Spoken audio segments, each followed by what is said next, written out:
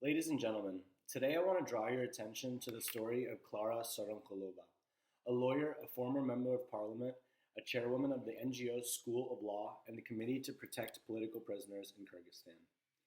Klara Sooronkulova is a prominent human rights lawyer and a vocal advocate for working with organizations involved in human rights issues and gender-based issues. She was arrested on October 23rd and 24th in 2020 alongside 13 other associates after the results of the primary election were released. Sooronkulova, a strong advocate for women's rights, played an instrumental role in passing legislation to combat domestic violence and improving gender equality in the country throughout her tenure.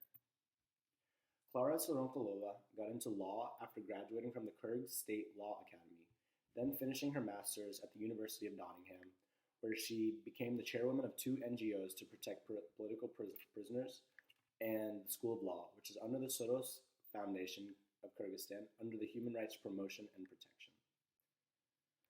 The parliamentary elections were marred with many problems and were heavily contested, leading to several political leaders, even activists, being wrongly arrested. The president was forced to step down, and Klara Sooronkulova, along with other activists, were placed on house arrest until June 2021 in the attempt of the incitement of violence.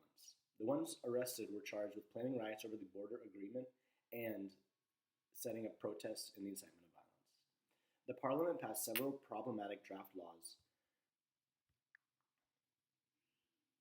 and authorities were misusing power to disrupt journalists and reporters, violating their freedom of expression. There was a wave of support going against the parliamentary elections, but these subsequent efforts and the vote affected the vote, making it annulled to be retaken in 2021 because of vote buying being a serious concern. Sooronkulova is currently being held in prison, where she has been hospitalized after contracting pneumonia earlier this year.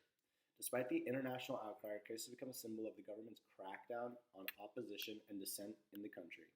Her story highlights the challenges facing Kyrgyzstan's fragile democracy and the need for a greater protection of human rights and rule of law in the country. Alongside partner nonprofit organizations, there's been a push of support of Klara Sooronkulova, including Amnesty International, Frontline Defenders, and the Human Rights Watch. As a human rights violation is present, the main objective is the immediate release of Sooronkulova, closely monitoring her case and demanding her release.